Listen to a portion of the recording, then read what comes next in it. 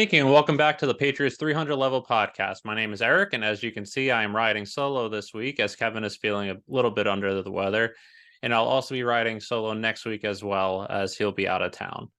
Welcome back for our 61st episode this week, as I'll be recapping the Patriots' first win of the season over the New York Jets and previewing their upcoming game versus the Dallas Cowboys this upcoming Sunday. As a reminder, you can follow us on Twitter and Instagram at Pat's 300 Level Pod for up-to-the-minute updates and commentary on news of the day, as well as at our website at pats300levelpod.com. So Patriots, big milestone, got their first win of the season out of the way. Wasn't pretty. There was some ugliness to the game, but a win is a win, in my opinion. They were playing a division opponent in the New York Jets, who they have beaten 14 straight times, and they were without their starting quarterback in Aaron Rodgers. But it is important to get that win. We do see sometimes against divisional opponents, sometimes teams don't play their best. The Jets have beaten the Buffalo Bills twice in the last 2 years with Zach Wilson as their quarterback. So it's no gimme that they're going to just roll over them. And as we saw, the Jets have a really good defense. And even though the Patriots moved the ball at times, we saw that the defense, had trouble converting, which was issues at times last year too, and the previous year. But I'll get into that in a little bit. So I think the first thing to talk about is just the defensive domination by the Patriots. They pretty much made Zach Wilson look like Zach Wilson, like they have their previous four matchups. And I don't want to take credit for this, but the Patriots did follow the keys to the game that I had for their defense, which was pressure Zach Wilson. They generated pressure on 61.5% of dropbacks, which is an absolutely insane number. It was the most pressure that they generated since 2018, which was the Super Bowl year with that really good defense where they held the Rams to only 3 points in the Super Bowl. But Christian Barmore was an absolute beast once again. 7 pressures on his own. Josh Uche with 5 pressures. Matthew Judon with 5 pressures, including 2 sacks, with one of them being the safety, which was actually a key turning point in the game as well, which that safety was on Zach Wilson, but Judon making that game go from a 3-point lead to a 5-point lead forced the Jets on their last drive to have to throw a Hail Mary instead of trying to get into field position to tie the game and bring it into overtime. Second key to the game that I had was take out the Jets running attack and force Zach Wilson to beat you. And they did just that. Jets have a really good backfield in Dalvin Cook and Breece Hall, but they held them to just 22 carries for 38 yards, of 1.7 yards per carry.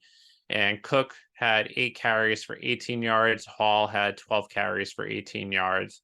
And this is a defense that did give up over 100 yards to the Dolphins the week before. Dolphins, granted, this week did run for well over 200 yards. And we'll get into that in a little bit. But I think part of the reason last week defense gave up a lot of rushing yards against some not great running backs, we alluded to in our last podcast, was that try and shorten the game by allowing them to run it a little bit and not force their fast wide receivers to beat you. But this week we saw that they were able to really slow down the Jets running attack. They did lose 2 of their defensive tackles and nose tackles in Danny Aquale and Devon Godchaux. Quale is likely out for the year with a torn bicep. There is a chance he might return later, but it's not optimistic. Godchaux did miss the rest of the game after that injury, but he did return to practice today and is hopefully plays this week. If not, should be back in a couple weeks at least. But that was good to see that the Patriots were able to stop the Jets running attack, which with a really good backfield. And then the third key to the game that I had was take out Garrett Wilson. As I alluded to, Garrett Wilson is one of the better wide receivers in football. He might not be in the same echelon as the 4 top receivers they played in week 1 and 2 with Tyreek Hill, Jalen Waddle, Devonta Smith, and A.J. Brown, but he's right below that. And in the next year or so, should probably elevate into that level. So they took him out for only five catches for 48 yards and tried to make anyone else beat them, and they weren't really able to. The next closest target was Alan Lazard with 3 catches for 37 yards. Even though Zach Wilson didn't play a good game, I know a lot of people are saying Wilson lost them the game, and that might be the case. But Wilson didn't turn the ball over, which he has in prior matchups. And another thing a lot of people are kind of leaving out in their discussions of this game was how good this Patriots defense really was. Not Zach Wilson didn't play great, but a lot of times he didn't really have anywhere to throw. The Patriots secondary was smothering the wide receivers, smothering the passing lanes. They slowed down the run, and since they slowed down the run, they're able to force the Jets to pass. Knowing they're going to pass, they're able to tee off on their pass rush, get after Zach Wilson pretty quickly, and just not really have him have anywhere to throw. Outside of that one drive where they did score the touchdown, which wasn't great, but again, the Patriots were up by 10 at that point, so it wasn't that it tied the game or had the Jets come back to win. But outside of that drive, that this defense was just unstoppable all day. Like I said, the pass rush was excellent. Secondary play was excellent. Pretty much the entire defense everywhere was excellent. Moving to offense, there were some inconsistencies, as I alluded to. They did have a positive running attack, which was good, which we didn't really see the first 2 weeks. Zeke had 16 carries for 80 yards, Mondre 19 carries for 59 yards.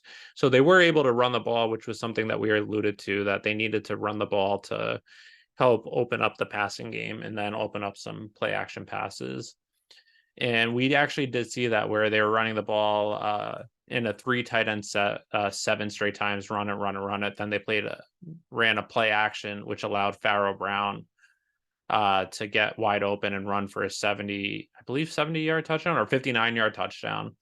And then he had another catch where he was able to break a tackle and run for a first down too. So had some pretty good play from the tight end position with Brown having over 70 receiving yards.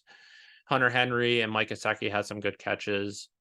Mac overall was 15 of 29, 201 yards, 1 TD, no interceptions, no sacks. Wasn't excellent, but he did make some throws that, again, we haven't seen in prior years where he threw a laser to, I believe it was Kendrick Bourne. He wasn't great in the deep passing. I believe they were 0-5 on deep targets. Granted, one was to Demario Douglas where he was interfered with, but they didn't throw the penalty. And there were a couple others where it looked like the receiver might have ran the wrong route. So I don't know if you can put it all on him, but in the intermediate game, he was good. In the short passing game, he was pretty good.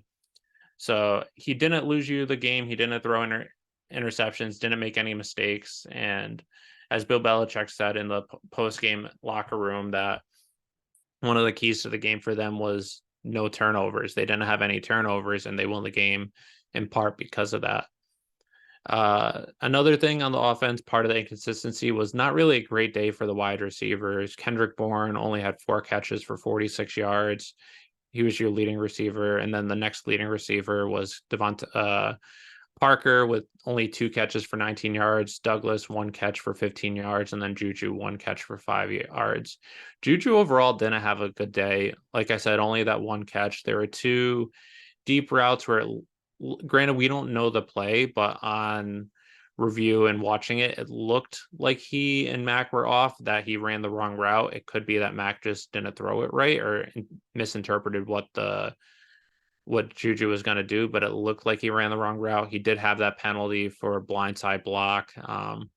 So through three games, he hasn't really performed like we were expecting. It might just be that it is a tough offense to get the grasp of, and he might be able to pick up the reins and as the year goes on. That's what I'm hoping for.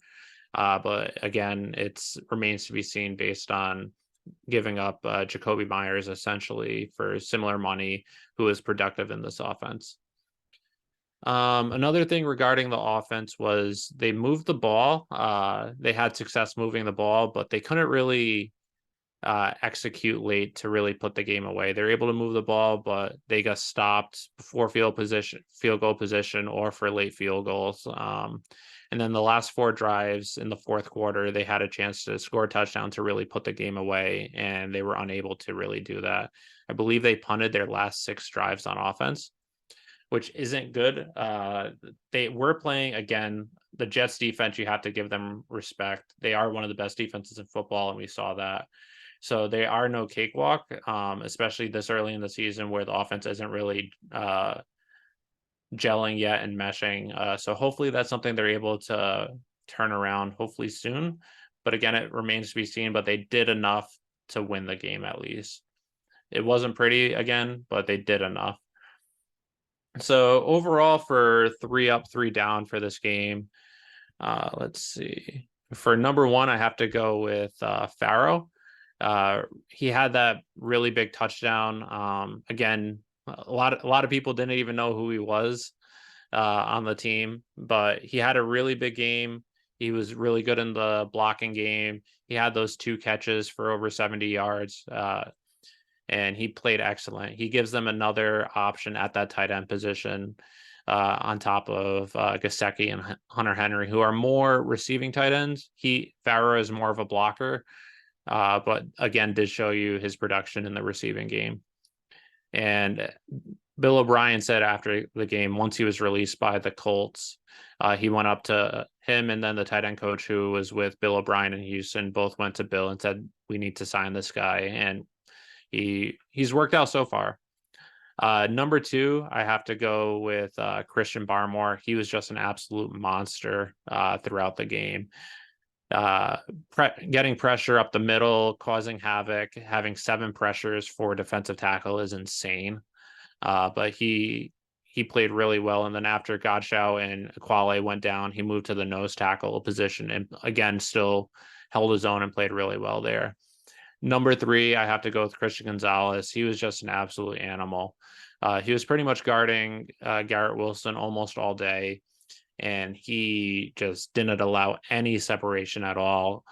I believe when he was guarding Garrett Wilson, he only allowed 2 receptions. Depends on who you look at, how they grade it. Some said 2, some said 3, but regardless, for a receiver of that caliber, who's a team's number 1 option, to give up only 2 or 3 catches is really good. He pretty much smothered him all day, and it's really great to see how well Gonzalez has been playing, especially as a rookie these first 3 weeks. And if he's able to keep holding it up, this defense can really put things together as the season goes on. They're going to be getting Jack Jones back in a couple weeks when he comes back from injury, and having an outside cornerbacks of Christian Gonzalez and Jack Jones with Jonathan Jones, Marcus Jones, and inside you have Miles Bryant, who's been playing really well. Sean Wade has been playing really well too. And this defense can win some games. We saw the Jets last year win 8 games with essentially Zach Wilson and Mike White as your quarterbacks. Patriots have a better offense, better quarterback position or quarterbacks than the Jets did. And I think this defense might be even better than the Jets was last year. So you're going to be in most games, and this defense is going to be the key contributor for it. Number 3, like I said, was Christian Gonzalez. And then I just have to give honorable mention to Jabril Peppers. He was all over the place, played really well. And this is something that I was talking with Kevin about after the game. I'm kind of worried by how well Jabril Peppers is playing because I feel that it might make Kyle Duggar expendable. Both are almost the same age. I think Peppers is only a few months older than Duggar, but I feel that they might see that they can pay Peppers less and move on from Duggar, and they still have Mapu, who they drafted this year. So that's something to keep an eye on, as Duggar doesn't have an extension yet. He's going to be a free agent this offseason. I hope it's not the case. I hope they keep all 3 so that they have a really good defense going forward, but we'll have to see. For down, I have to go number 1, Juju Smith-Schuster. As I alluded to, he didn't play great. Only had 1 catch. It looked like he ran some wrong routes, and he had that bad penalty. So not what you want to see from your number 1 wide receiver. Again, it's still early, so hopefully there's time where he can turn things around, but we'll have to wait and see. Number 2 is Joe Cardona. I'm a big fan of Cardona. I have a Cardona jersey. I really like him, but he had some high snaps, which may or may not have impacted Chad Ryland's field goal attempts, where on the 2 high snaps were the field goals that he missed. It was bad weather, so that might have contributed to the high snaps and also might have contributed to the missed field goals. But Again, you don't want to see that from your 9-year long snapper. But again, I still have faith in him, and we'll have to wait and see. And then my third down is just Devontae Parker. Again, he hasn't really played great so far, the 3 weeks into the season. He had, I think, 6 catches last week, but did allow that interception. And I believe part of the, granted, I don't know this, but my guess is part of the reason why they didn't go after DeAndre Hopkins this offseason was they felt more comfortable going with Devontae Parker, who both play similar roles. Again, hasn't played up to that expectation this year. It is still early, so hopefully once him and Matt get more onto the same page that they're able to turn things around. All right, so that pretty much concludes the recap of the Jets game. Just going to briefly go into some news around the NFL. I think the biggest news was the Dolphins dropping 70 on the Broncos, which is insane.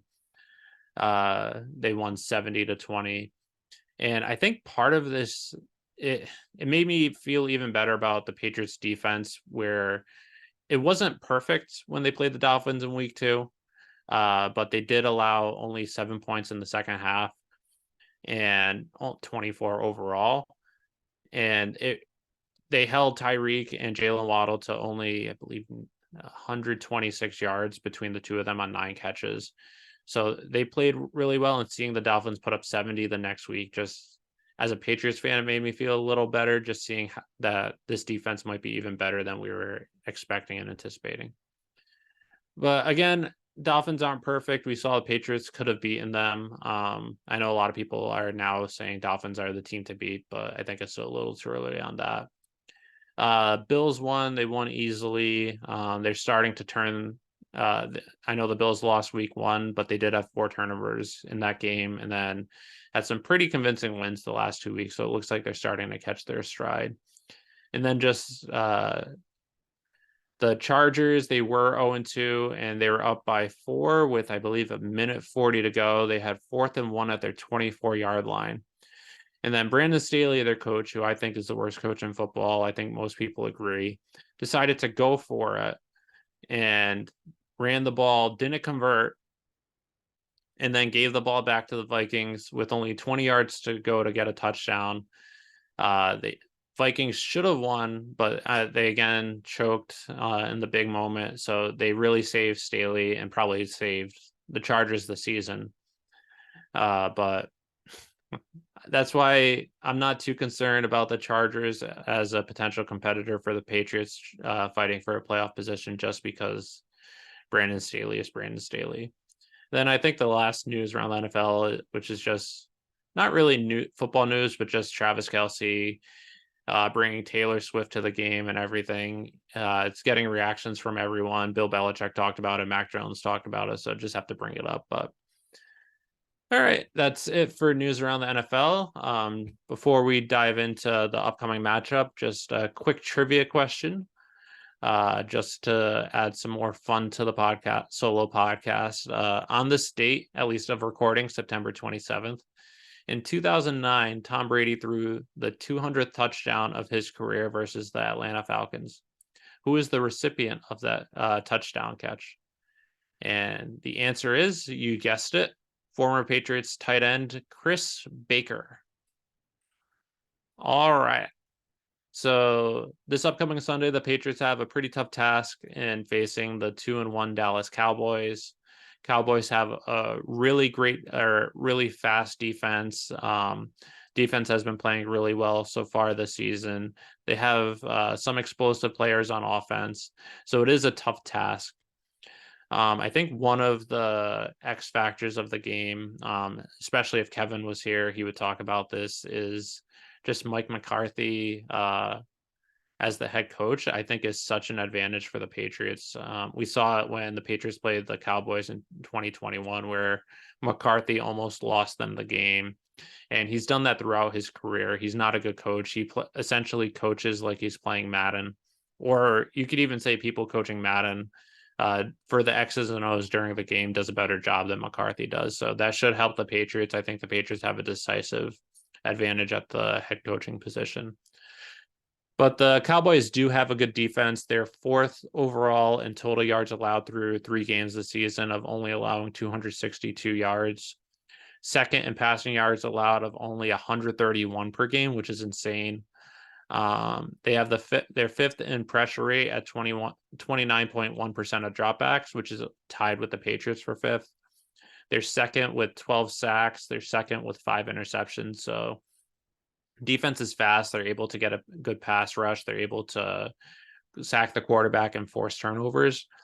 I think, and then for rushing yards, they're 25th in rushing yards allowed at 131 yards per game.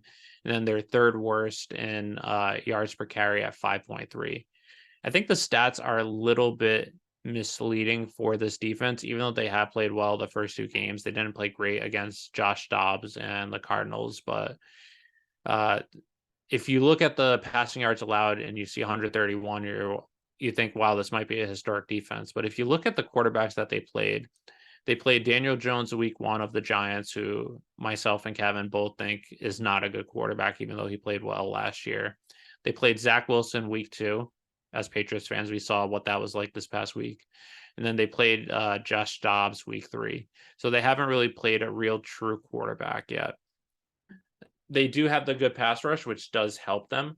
But again, facing this is going to be by far the best offense that the Cowboys are facing this week. So it should be interesting. And even though their defensive stats might be a little misleading here or there, they are without Trevin Diggs, who tore his ACL, but they do have a good front seven with DeMarcus Lawrence at defensive end. They have Micah Parsons at edge or linebacker. They have Leighton Vander Esch, who's played really well at linebacker for them. They still have Stephon Gilmore at cornerback, who, as Patriots fans, we remember when he won Defensive Player of the Year back in 2019. Yeah, 2019. And he's still played well this year. I don't think he's as good as he was back then, but he's had some success on the outside, but struggled a little bit with some crossing routes. So that might be a way to go after them. And then they do have some strong safeties with Javon Curse. So it is a very talented defense, but there are ways to beat them. On offense, they have Dak Prescott, who some people think is a good quarterback, some don't. I think he's in the same mesh as Tony Romo, where he's a good fantasy quarterback. He'll put up numbers, put up stats, but if you need him to win you the game, he likely won't do that. Tony Pollard's a decent running back, but again, I don't think he's as good as Zeke was when they were there, and I think having Zeke as a tandem back made Tony Pollard better. Tony Pollard having to carry the load, I think, is an advantage for the Patriots. They do have some very talented wide receivers, CeeDee Lamb, Michael Gallup, Brandon Cooks. So it's not like the Jets where we saw last week, where Jets only had Garrett Wilson and no one else to beat them. The Cowboys do have some other receivers as well.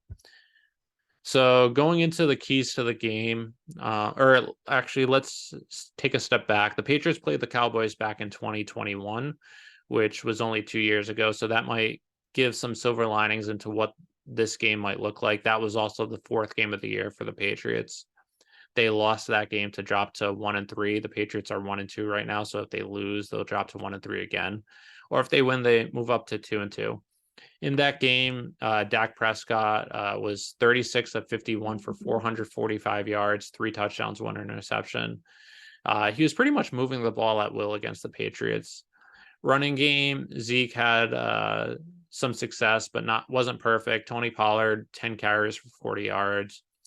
And then at wide receiver, CeeDee Lamb just absolutely destroyed the Patriots. 9 catches, 149 yards, 2 touchdowns.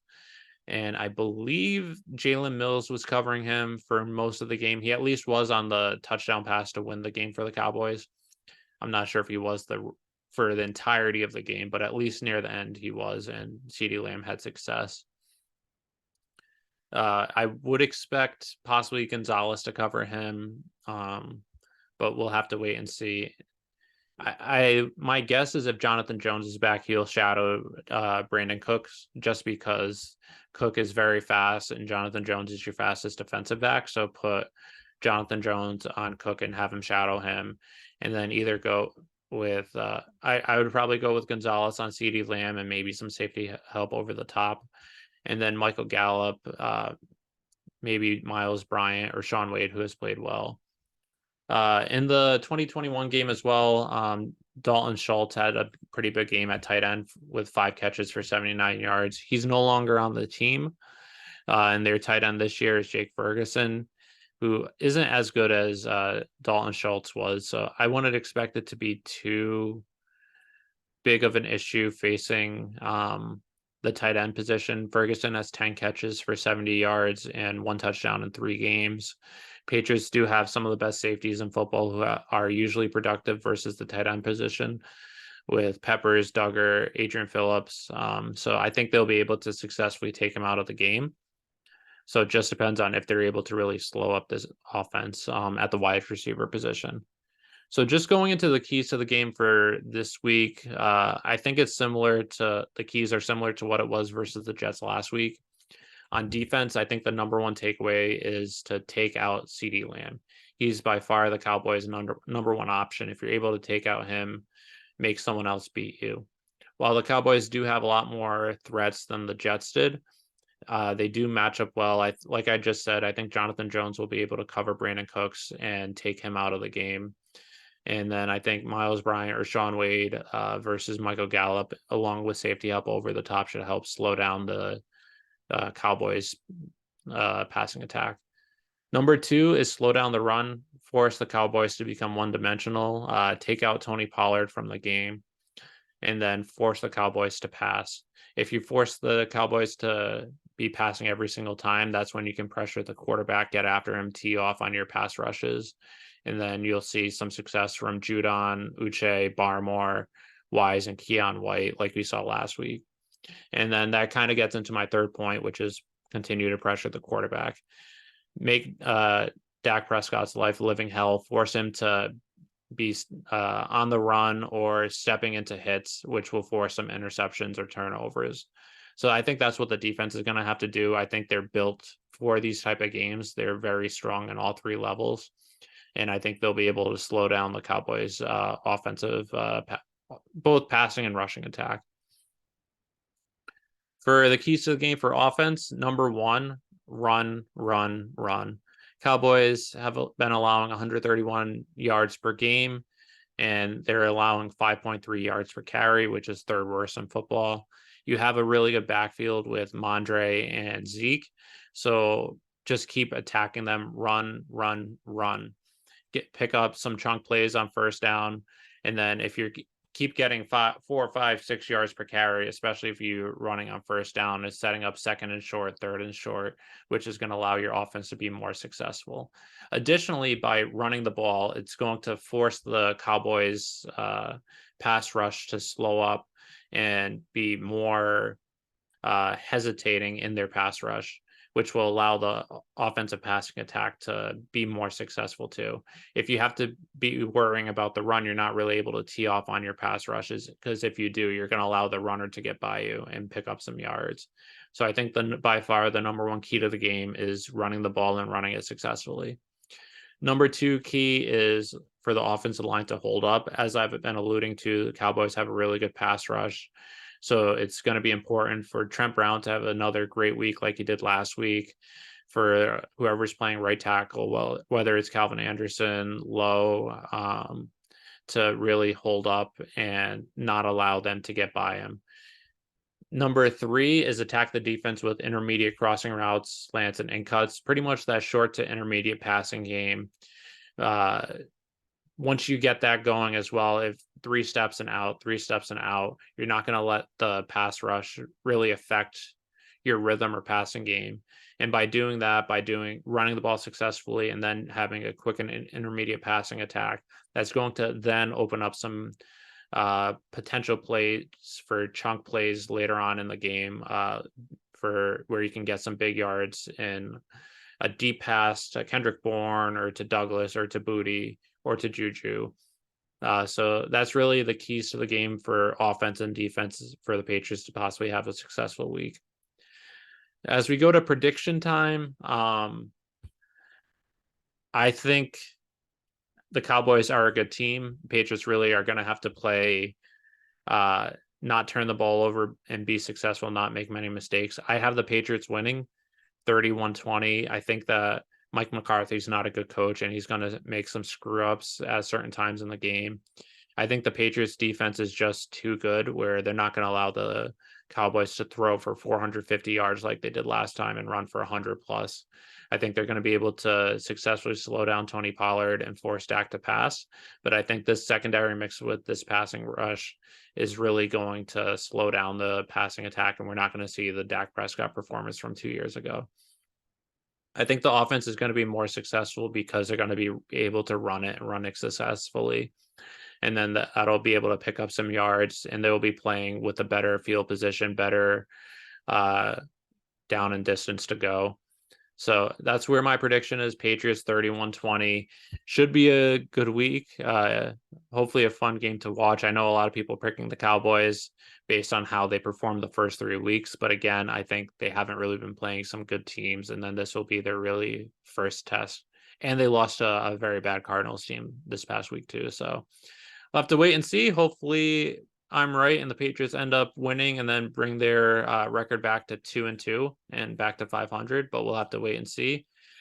Tune in next week as we'll be recapping this game and then previewing the upcoming game versus the Saints. So have a great rest of your week, and I'll be talking to you guys on Twitter as well as next week.